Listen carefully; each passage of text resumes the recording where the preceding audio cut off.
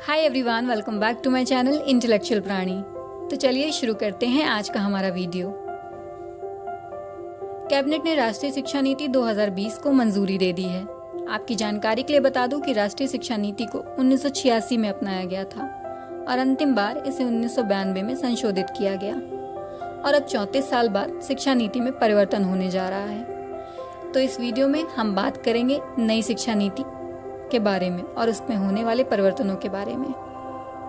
मानव संसाधन विकास मंत्रालय यानी MHRD का नाम बदलकर अब शिक्षा मंत्रालय किया जाएगा।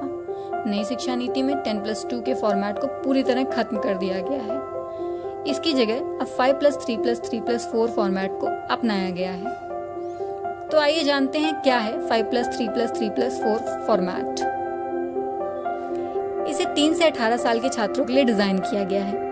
इसके तहत छात्रों की शुरुआती स्टेज की पढ़ाई के लिए 5 साल का प्रोग्राम तय किया गया है। इनमें 3 साल प्री प्राइमरी और क्लास 1 और 2 को जोड़ा गया है। इसके बाद क्लास 3, 4, 5 को अगले स्टेज में रखा गया है। इसके अलावा क्लास 6, 7, 8 को 3 साल के प्रोग्राम में बांटा गया है। आखिर क्लास 9, 10, 11, 12 को हाई स्टेज में रखा गया है। इसके अलावा स्कूलों में कला, वाणिज्य, विज्ञान स्ट्रीम का कोई कठोर पालन नहीं होगा। छात्र अब जो भी सिलेबस चाहें वो ले सकते हैं। तो आगे बात करते हैं नई शिक्षा नीति की विशेषताओं के बारे में।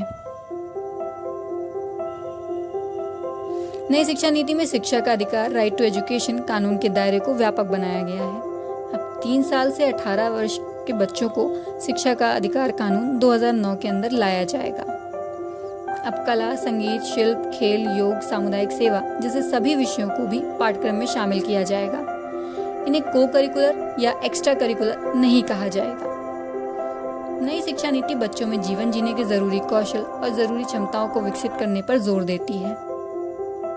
नई शिक्षा नीति के तहत उच्च शैक्षणिक संस्थानों में वर्ल्ड क्लास रिसर्च और हाई क्वालिटी एजुकेशन पर जोर दिया जाएगा।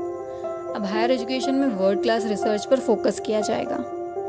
अंडर ग्रेजुएट प्रोग्राम का ढांचा भी बदला जाएगा। अब कोर्स के दौरान कई कक्षा से निकलने या प्रवेश करने के विकल्प दिए जाएंगे।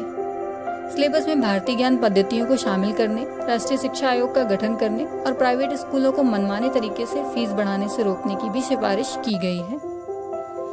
आयोग ने शिक्षकों के प्रशिक्षण में व्यापक सुधार के लिए शिक्षक प्रशिक्षण और सभी शिक्षा कार्यक्रमों को विश्वविद्यालय या कॉलेजों के स्तर पर शामिल करने की सिफारिश की है।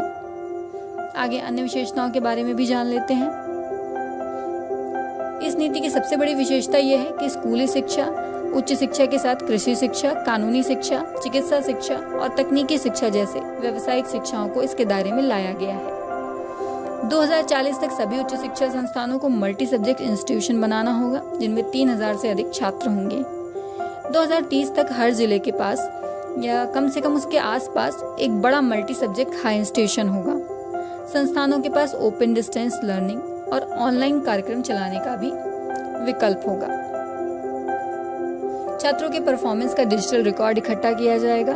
2050 तक स्कूल और उच्च शिक्षा प्रणाली के माध्यम से कम 50% शिक्षार्थियों को व्यावसायिक शिक्षा में शामिल होना होगा। गुणवत्ता युक्त अनुसंधान के लिए एक नया राष्ट्रीय शोध संस्थान बनेगा। इसका संबंध देश के सारे विश्वविद्यालयों से होगा। यदि ये सभी विशेषताएं धरातल पर उतरती हैं तो ये देश की शिक्षा व्यवस्था और देश के भविष्य को भी निर्धारित करेंगी। Thanks for watching my video. अगर आपको वीडियो पसंद आया है तो वीडियो को लाइक कीजिए, शेयर कीजिए एंड चैनल को सब्सक्राइब कीजिए। And also don't forget to hit the bell icon. फिर मिलते हैं एक नए टॉपिक के साथ।